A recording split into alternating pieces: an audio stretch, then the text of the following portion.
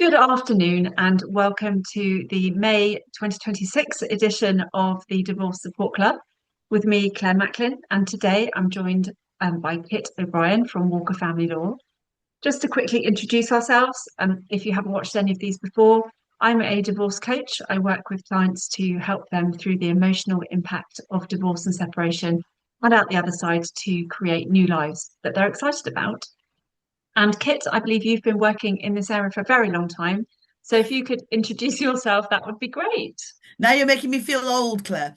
I'm Sorry. a partner with Walker Family Law. As Claire says, I have been doing this job for a long time. I have done nothing but family law for 35 years this year. So I hope that means I have some vague idea of what I'm doing.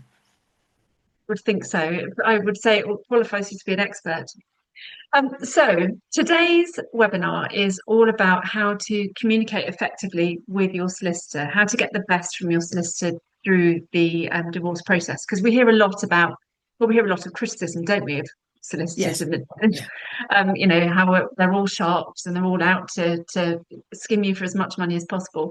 But at this webinar, what we want to do is dispel some of those myths and also give you some advice on how to correspond and communicate really well with your solicitor so that you get the best that you possibly can through the process. We're going to tell some stories throughout this webinar, I believe. And I think the first point I'd like to look at is really what your role is, because divorce is a really alien process to most people. Most people who come to see you haven't been divorced before, or if they have, they were divorcing somebody different, and this situation is going to be different. So, Kit, could you explain to us a little bit, first of all, what your role is and also what it isn't? It's almost easier to say what it isn't, Claire. I'm acutely conscious that I'm a distress purchase. Very few people wake up in the morning thinking, hurrah, I'm going to see a divorce lawyer. And so, of course, when they come and see me, they bring with them a lot of emotion, potentially a lot of distress, and that's part of my job. But I am not a counsellor. I am not a therapist. I am not a divorce coach. I can't and don't do what you do. I'm not an accountant. I'm not a financial advisor. I don't write wills for people.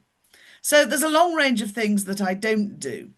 Now, I can signpost people to get the help they need elsewhere, and I will always do my utmost to support my clients. So the fact that I'm not a therapist doesn't mean that clients have to feel that they can't come to me and dissolve into tears if it all gets too much for them. Of course they can. I understand that this is a really emotional process and that they bring that with them, and at times it's all going to get a bit much. Very attuned to that. It's not an issue. But if they want to start having deep, in-depth discussions with me about counselling and therapy issues, I'm going to say to them as kindly and as politely as I can that maybe this is something that needs to be taken to somebody else. Not because I don't care about my clients, not because I don't want to look after them, but because I'm a very expensive therapist and I'm not a qualified therapist. And if there are people out there who can do the bits that the client wants help with that I'm not qualified to do, and they can do it much better than me and much more cost effectively than me, then I'm going to recommend that. And that's just part of taking care of my clients. Yeah, signposting is so important, isn't it? If you can signpost somebody to a really good therapist or a really good coach who can help them to deal with the emotional impact, that then enables that client to come back to talk to you and deal with the stuff that you are really good at, doesn't it? The legal process, the It may legal well enable them. strategic Yes, it stuff. may well enable them to come back in a more focused role, Mm, um, because they're getting the emotional support they need and how to deal with the emotional impact from somebody like you. mm. And that means that they can spend the time with me. There may well still be tears, that's inevitable, but they can hopefully make more constructive use of the time they spend with me and thus get Mm. better value for money. Absolutely. So there are probably different ways that you work with different clients, I'm sure. Is that something that you talk about right at the beginning, asking the client what it is that they as an individual need? Do you have that conversation right at the beginning? Yes, of course, because no two clients are the same. And so Mm, my approach to those clients can't be the same. Some clients will want to deal with me by email. Some want to have face-to-face meetings with me every time they need to talk to me. Now, my Mm, hourly rate is the same whether I'm dealing by email or face-to-face. So it's probably not going to make much difference to their costs globally, how they choose to do it. But it's important that I get to know how they want to work with me and how they want me to work with them. Now, some of my clients, I've been doing this job long enough that I have clients all over the country and abroad. And so, with those clients, the mechanics of how we work may be somewhat restricted simply because of circumstances. But yes, what clients need to understand is that this is their case. I am there to take care of them, and I need to communicate with them in whatever way works best for them and how we can make it work. mm. So I'm imagining then that you can work with different clients in different ways. So some you might meet really regularly, others you might dip in and out, others might perhaps come to you for a specific piece of advice, others you might file all the paperwork right from the beginning, and maybe others might choose to file themselves online and so on. So working out with, I guess, a conversation, isn't it, to have right at the beginning, working out Yes. with that client what it is they need, how much they're able to do on their own, how much they want, how much hand holding they want, and so on through the process. And I guess it can change as well as the process goes through. Absolutely, it can. The actual divorce is a good example. Mm, Um, the process of dissolving a marriage is, sadly, an online paperwork exercise. It is very straightforward. It is designed to be done by people acting in person. And a big part of what I do is to add value. And I don't think I add value dealing with the nuts and bolts of the divorce. So I will always say to clients, you could deal with this yourself. These are the things you need to look out for. Go ahead. Now, mm, some clients will be happy to do that. Some clients will say, actually, I know I could do it myself, but I'd really rather that Walker Family Law did it. And if they make that choice, we will do it as cost effectively as possible. We have a brilliant team of paralegals, and they will deal with things like the actual divorce process, because that's the most cost effective way for clients to have that done. As to sorting out finances, arrangements for children, how much involvement we have, again, depends on the client. We're passionate about supporting clients in non-court dispute resolution processes, things like mediation.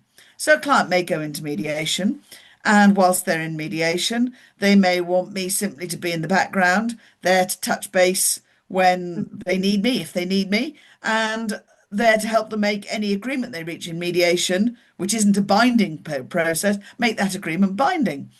mm, They may want me to prepare if there's going to be an exchange of financial information in mediation. They may want me to prepare that information that they will then feed into the mediation process. That's up to them.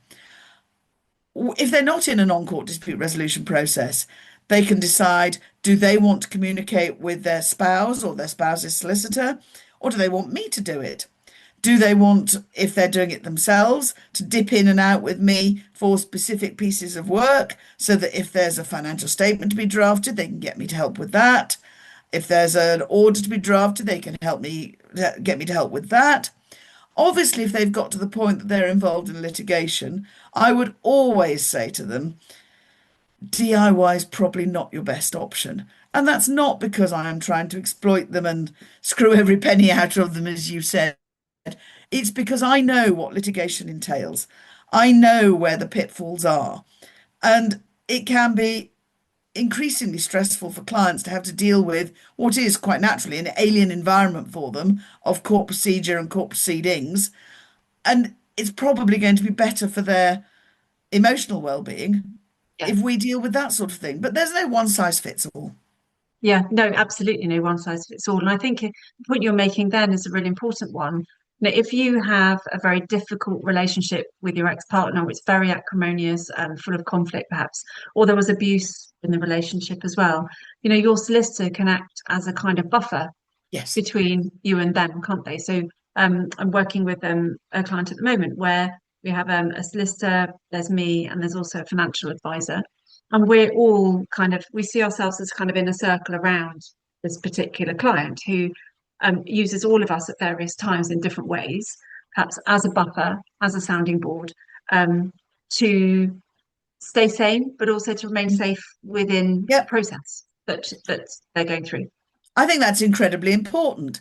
Um, Often, if I'm looking after a client who is not the person who wanted this, and Mm. therefore they are a long way further back on the process than their spouse, who's been considering this and deciding what to do for some time, they will find themselves under pressure to talk, to negotiate, to make decisions. And that's where I really can be a buffer because it gives them the strength to say to their spouse, no, I don't feel able to talk about that. I've got this miserable old bat of a solicitor. And you know, she's saying to me everything has to, and I'm not trying to be a miserable old bat. I'm not putting pressure on them, but they can take my name in vain. They Yeah, can use you can me be the as the bad guy. excuse. Yes, I can be the bad guy, which takes the pressure off them and Mm. it gives them a get out clause. Yes, absolutely. And I think that's really important for people to bear in mind. Mm, Um, I think as well, if you're coming if a client is coming to see you and they're afraid about a particular aspect, so let's say they're afraid of communication with their ex, or they're worried that their ex is putting them under a lot of pressure and they're really feeling it, um, share them, share them with you. I think sometimes people think that they need to be ever so professional, keep up it's kind of the opposite to using you mm. as a therapist. It's keeping a barrier up so high that not letting any of their feelings show. And I think, in my experience anyway, it's always best if you share those fears with all of the team who are working around you, and then we can make sure that we're working in the best way possible with you as a client. Absolutely. Because if I don't know, I can't Mm, help. mm, And I might recommend a course of action. I genuinely want to be as cost effective for my clients as possible. And if I've got a client sitting in front of me who appears capable, articulate, sensible, I am likely to say to them, well, try communicating directly. The more you can do directly, the better. And I'm saying it from the perspective of saving them costs, because yes. obviously the less they use me, the less I cost.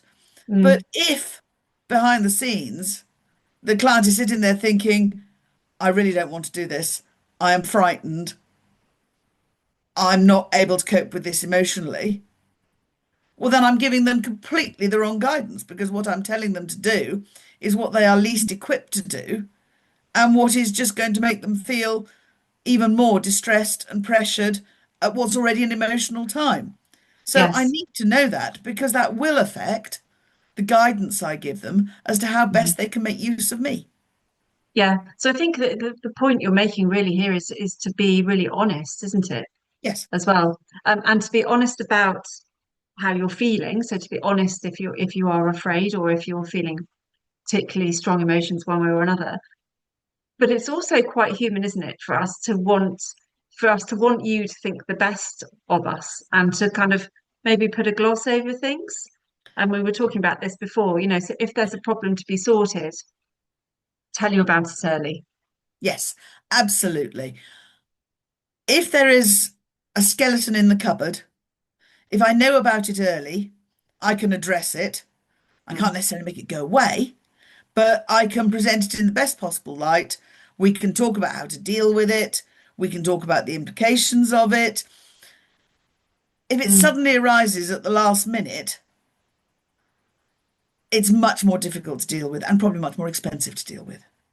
Yes, yes. And sometimes these are things that people are uh, they feel shame perhaps, or they Yes. feel afraid to mention something that might later become a problem to you. But there's no judgment, No, is there, I'm not. from either of our parts? We're not here to judge for a decision you may have made in the past or something you might have done. We're here to help. We're here to help with moving forward to the future. Mm, Hindsight is a wonderful thing. I see many clients who look at decisions they made in the past and say, I really wish I hadn't done that. Now, I can't do anything about that. The likelihood is that it's a decision in the past that really can't be unravelled, and we're just going to have to work with the implications of that decision going forward. But I'm not going to judge them.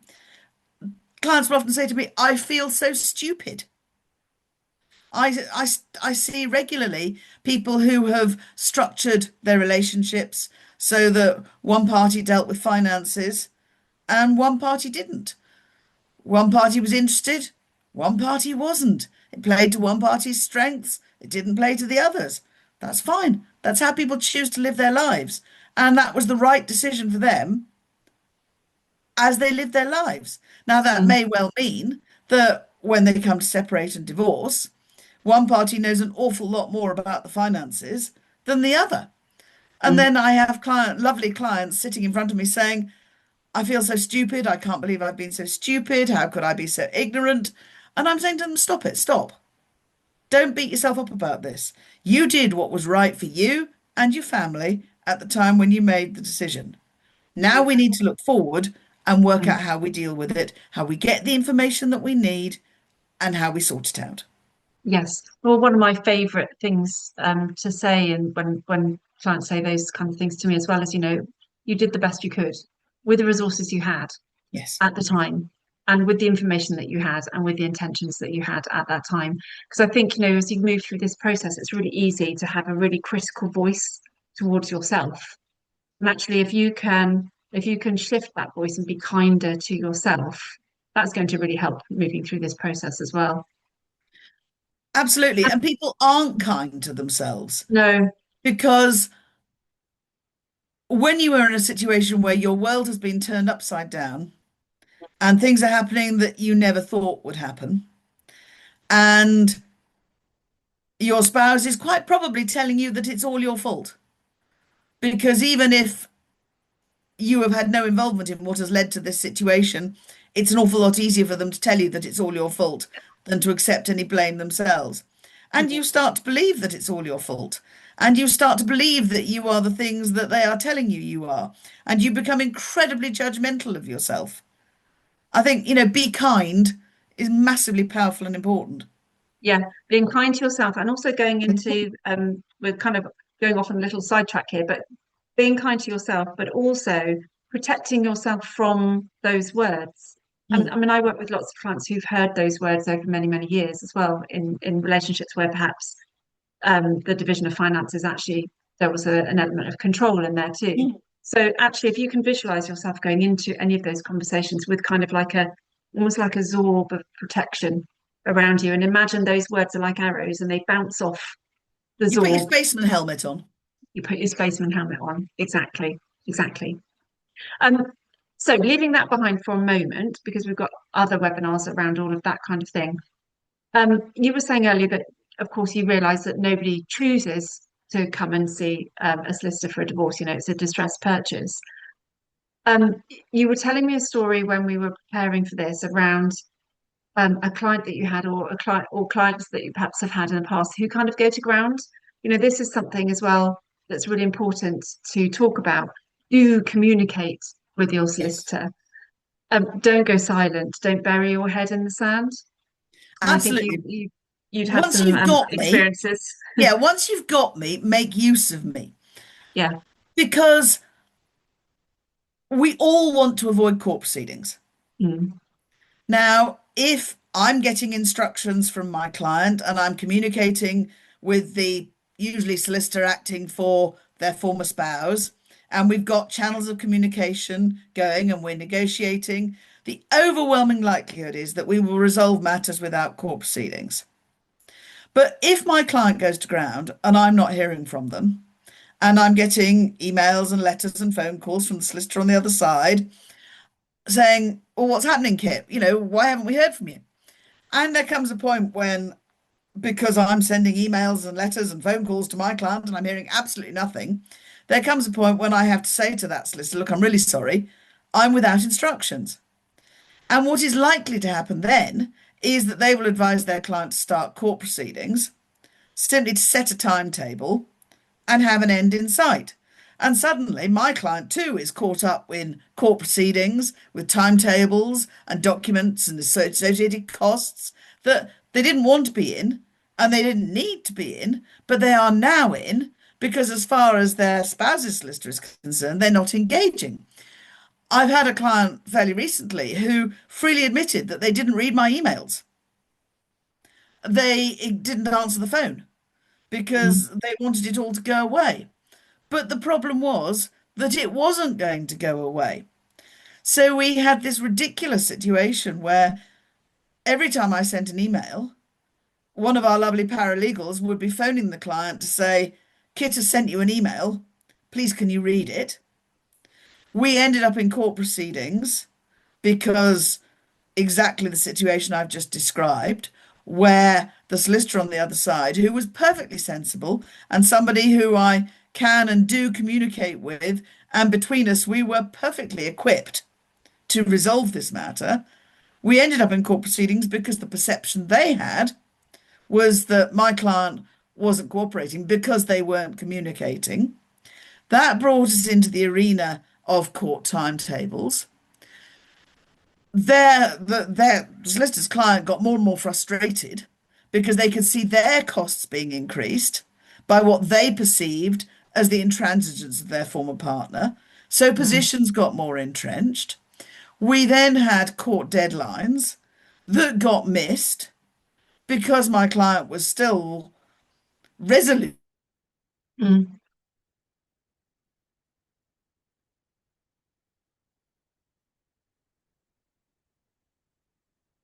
Oh, Kit, we seem Having to to have drop lost you. everything. Oh, there we go. Yeah, You're back. so You froze. you froze for so did you. And I'm never sure when you freeze like that whether you can still hear me or whether I'm twittering into the ether. I'm So what afraid I was you saying were was possibly twittering into the ether. story of my life. So yes, I think I was saying, you get missed Mm, court deadlines, yeah. and then I have to say to my client, we're having to deal with everything urgently. And if I've got to prioritize your case at the expense of other cases, that is inevitably going to have an impact on costs. The worst case scenario comes if you continue to ignore things. So, for example, in that particular instance, we eventually managed to settle matters at court because even the client who wouldn't look at emails and wouldn't take phone calls accepted that not turning up to court really was going to be counterproductive. And it eventually got settled at court. But then we were trying to implement the court order, and the client went back into their ostrich approach again and wasn't doing things. So I had the solicitor on the other side saying, well, Kit, unless you sort out this documentation with me or come back to me in this query, I'm going to go back to the court and ask for the court's help to sort this out. And if I do that, I'm going to be asking the court to order your client to pay the costs.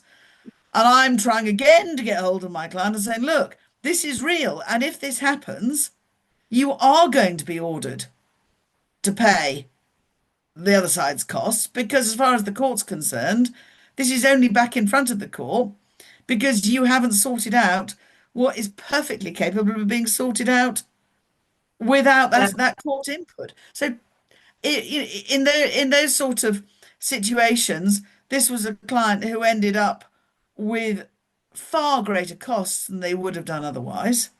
Mm, yeah, which actually in the long term increases the impact, doesn't it, of Yes, this process? yes. Increases the impact during it, and it increases the financial impact and the emotional impact on an ongoing basis.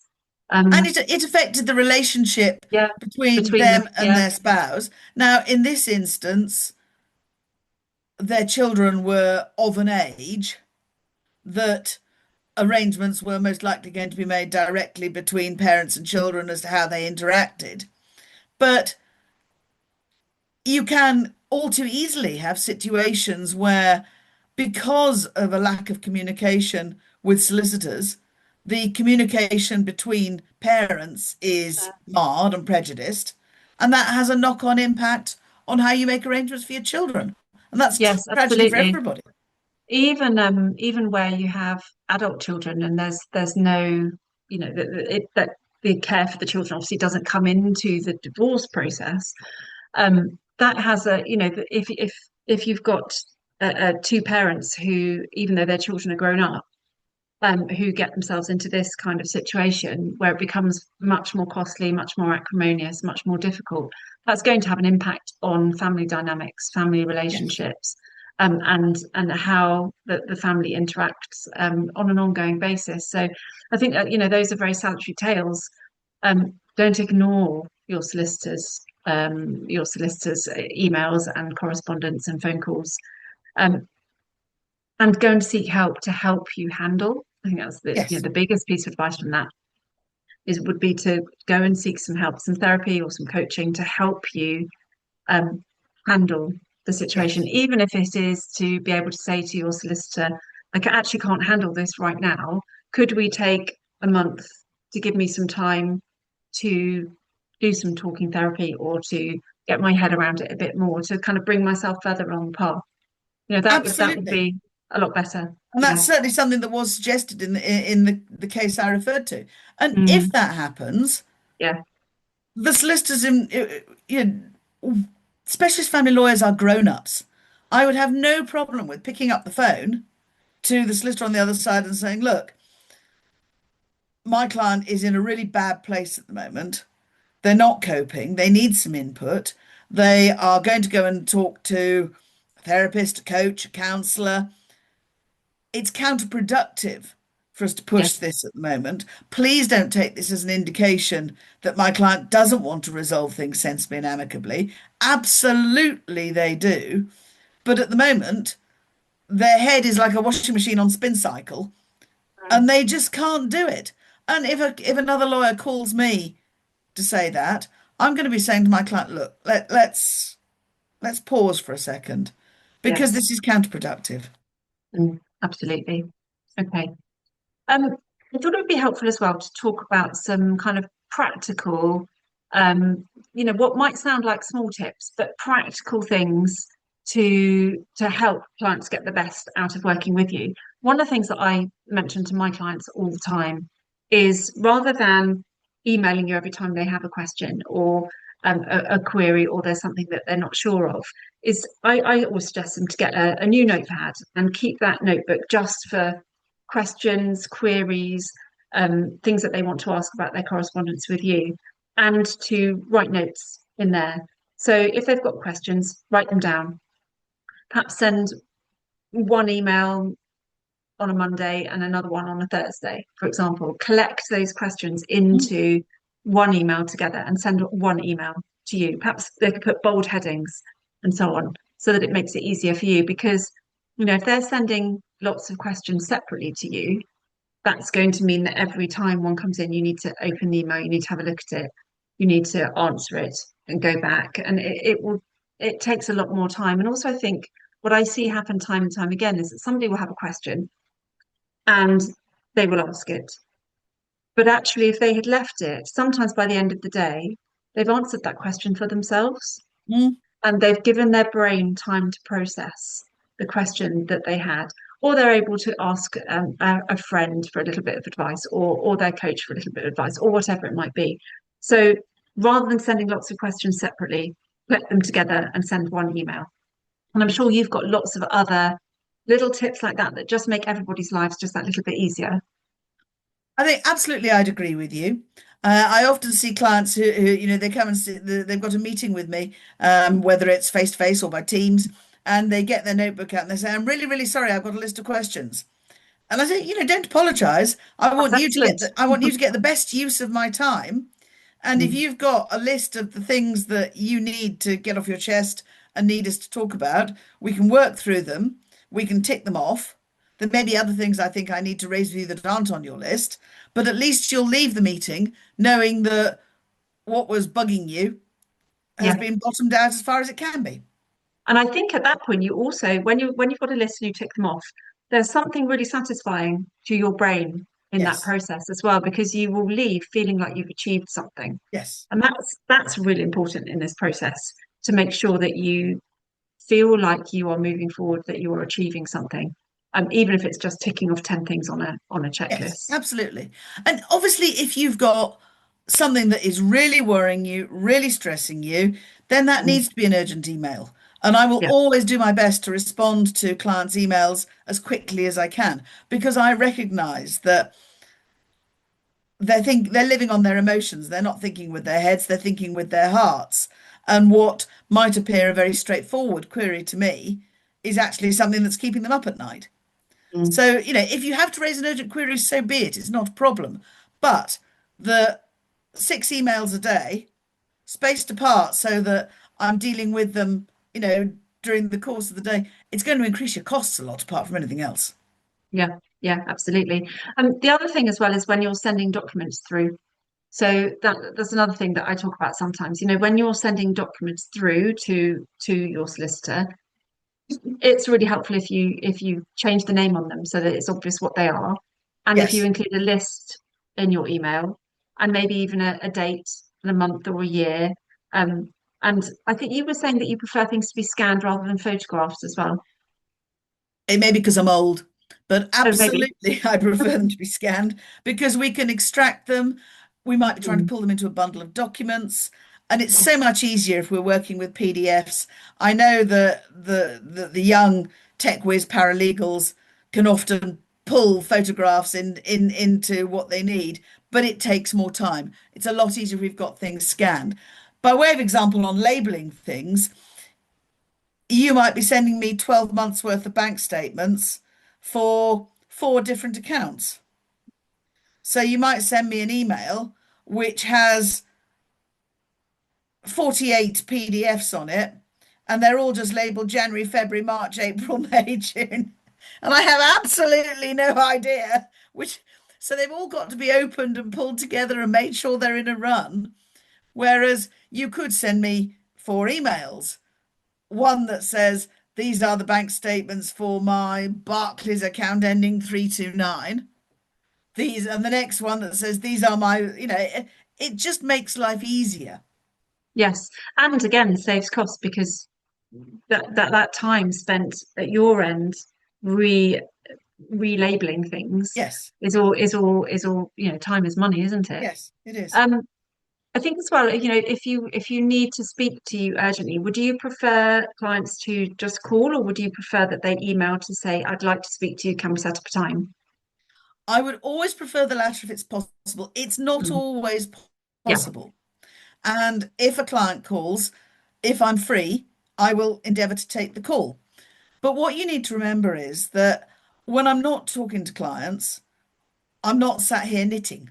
I am not that there's anything wrong with knitting, but I'm very bad at it. But I will be working on other matters. I might be drafting statements. I might be drafting instructions to counsel. I might be reading expert reports. And if I'd set time aside to draft a statement for you that is really important and that we have to get right, you'd be a bit miffed if I downed tools to take a call and lost focus on what I was doing for you. And then I've got to regain that focus. Because, of course, if I'm working on a file for client A and client B then calls, I've got to shut down thinking about client A's file, remember exactly where we are with client B, and go into client B mode because I've got to look after them. So if you can manage to say, Kit, I'd really like us to talk, and tell me, do you want a phone call? Do you want a Teams meeting? Do you want a face-to-face meeting? And if you're going to be the perfect client, say, I could do Yeah. tomorrow, Thursday, Friday, between such and such a time. Yeah.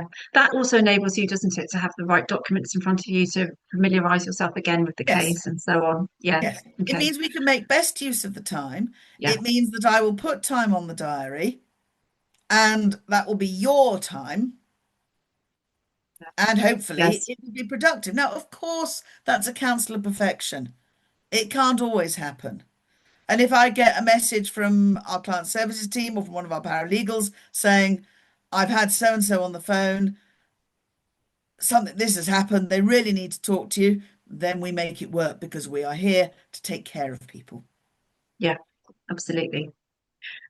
One of the other things I think that is really important right at the beginning is to think about potentially some of these things around communication. So, I have some clients, for example, who have reached an agreement with their solicitor that unless it's really, really urgent and they absolutely have to do it, they won't send anything through on a Friday, for example. or and that they will keep it until Monday, unless of course it absolutely has to be dealt with before then. Because receiving something on a Friday afternoon, and then we go home for the weekend, and then the client is worrying about it all weekend is not that's no good. So I know that quite a lot of my clients have that kind of arrangement with their solicitor. And I was working with a client recently as well who had spoken to her solicitor, and they had agreed that because she found reading the letters that came from her husband's solicitors really traumatic and very, very difficult. What they agreed was that her solicitor would summarise what was in it, summarise the important points, and just give her the headline questions that she needed to consider. So anything that was important in the letter would be communicated to her, but some of the other stuff, some of which was perhaps criticism of her or that kind of thing, that she didn't need inflammatory things. She didn't need to read, and that seemed to work really well because it meant that she never actually had to read correspondence from the other side. So I think this goes back to the point before, doesn't it? Talk to your sister about what your Yes. fears are, Talk communicate to with your them. sister about what works best for Yes, for you, you. because this is your case. Now, Yeah, I'd really hope that in this day and age, the number of specialist family lawyers who are sending yeah, inflammatory correspondence that is rude about your client mm, is dwindling, if not yeah, completely extinguished. yeah, And sometimes there are difficult things that we have to say to our clients. mm, We are there to tell clients what they need to know, not what they want to hear. And it yeah, may not be possible to agree that we are simply going to summarize everything because it just isn't feasible. Um, as to when you send things out, well, it depends what you're sending. If I've got a client who's waiting for an order to be approved, and last thing on a Friday I get the good news that the order has been approved, oh yeah, I'm absolutely going to email it to them and absolutely. say, Yes, a nice touch for you for the weekend. And yeah, interestingly, I sometimes find that there are clients who specifically don't want the restriction on Friday stuff, even if it's difficult, mm, because Fridays is the time, weekends are the time when they have the opportunity to talk with their yeah, wider family, parents, close friends, and they would rather be completely up to date so that yeah, they can make the best use of that time. But it's about individual needs and individual concerns. Tell yeah, me your need. If absolutely. we can put alerts on files. So if a client says, please do not ever send me anything on a Friday, we'll put an alert on the file so that when we open it, it comes up immediately and says, do not send anything on a Friday. And we will do our utmost. If a client is due in court on Monday and on Friday we get something from the court saying there's no judge, the hearing's being pulled, well, I'm sorry, we're going to have to break that Yeah, embargo because there's no choice. So we can't promise that we will get it right 100% of the time, but we will always do our best because it comes back to what I keep saying. We're there to take care of the clients in the way that best works for them. absolutely. I think one of the other things that going back to practical stuff, you were telling me when we were talking before about making sure that the information that you hand over is accurate.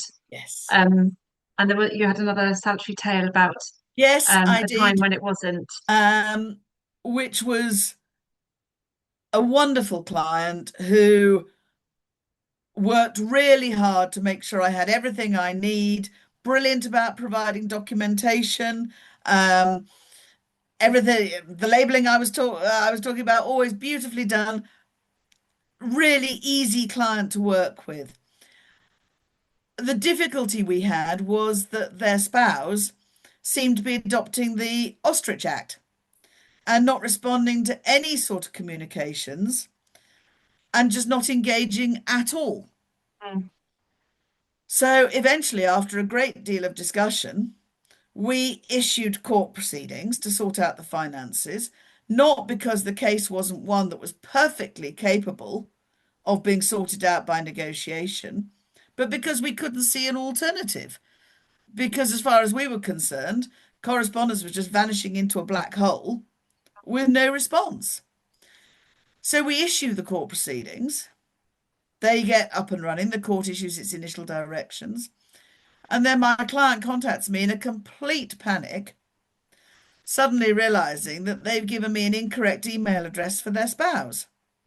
Now, bear in mind that none of the emails I have sent have bounced. None of the emails have had a response from someone saying, you've sent me this email in error. Now, obviously, if we had, that would be a GDPR issue and we would sort it out. But that hadn't happened. We thought, got the black hole. Yeah. So we ended up in a situation where we were in court proceedings that clearly weren't necessary because as soon as I had the right email, the spouse responded. Mm, yeah. So yeah, check everything over twice, Yes. I think is the outcome from that one. Um, we've talked a little bit about asking questions as well. And one of the other things I wanted to just say on this webinar was, make sure that you prepare well for your meetings with your solicitor. You know, make a list of the questions that you want to ask. Know what your priorities are. Know what you want to achieve if you can. This is all really, this is kind of stuff that I work with my clients all the time. What questions do you need to ask? What are your priorities? What's really important to you? All the same kind of questions that Mm. you're going to ask. But it's helpful when they come to see you if they've thought about those things in advance, isn't it? So, Yes. um, and also reading the questions that you ask them back really carefully. And I think it's helpful as well to use one of the strategies that I talk about when I'm talking about communication with directly with your ex-spouse. You know, you send an email, you don't have to reply immediately. Give yourself time, or sometimes you might, but on most occasions you probably don't have to reply immediately. Give yourself some time, especially if that correspondence is perhaps upsetting or isn't particularly what you wanted to hear, um, or you're having a big rush of feelings. Sleep on it, and discuss your options, gather information that you might need, and so on. So you don't have to reply immediately to everything. It's take your time, allow yourself to pace yourself. Um, and the other thing I was going to say was, to make sure that you would do ask questions because, like we were saying at the beginning, this is a very alien journey, isn't it? Mm. There's quite a lot of jargon that we perhaps maybe take a little bit for granted sometimes, thinking that everybody will understand them. But there is quite a lot of jargon. So if there's something that you don't understand, just ask the question. And ask your solicitor. Mm. Yes, don't, yes. Actually, we want to end on this point, don't we, really? Don't ask ChatGPT.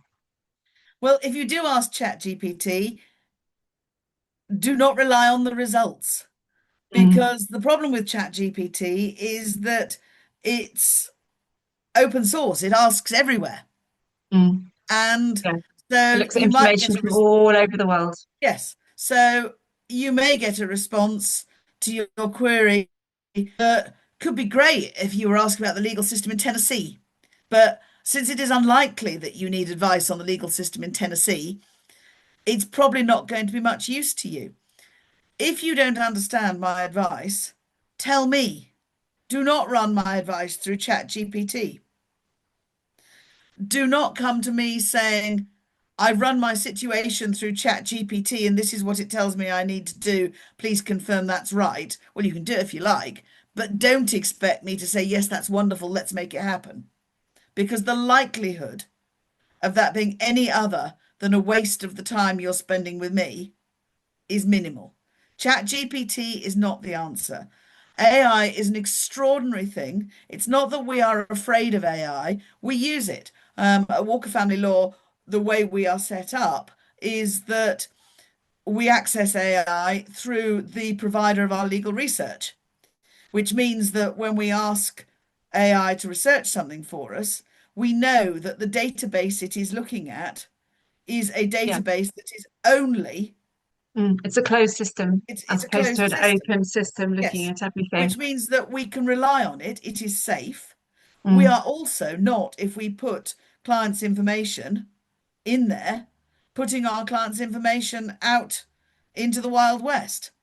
People yeah, need to bear in mind that, if you receive documents from your spouse and you blithely start running those through ChatGPT, well, that's a major data breach because you've just shoved all their data out into the world, into an open system. And if they discover that, they are unlikely to be terribly happy. Mm. Yeah, it's an interesting one, isn't it? There's probably going to be all sorts of developments in this area over the next, Yes. I was going to say few years, but possibly months, in terms of the impact of running, particularly running advice through ChatGPT. You know, sometimes it can be very useful, can't it, to say, well, this is, I want to say this. Can you make it a little bit more polite? You know, that's where perhaps sometimes ChatGPT can be quite helpful if you're trying to phrase something well. We can do the You same know, thing through our closed yeah, source system. yeah, It's not that we can't do that, mm, but we are doing it in a way that is safe and yeah, protects our clients. And I have to say, I think any solicitor who starts running client information and documentation through ChatGPT has some sort of death wish. yeah. Well, I mean, there's been some recent case law, hasn't there? Not in the family law arena, but in other areas around using ChatGPT to run the client advice through, and it's hasn't gone well. No, it's not ended happily. No, exactly.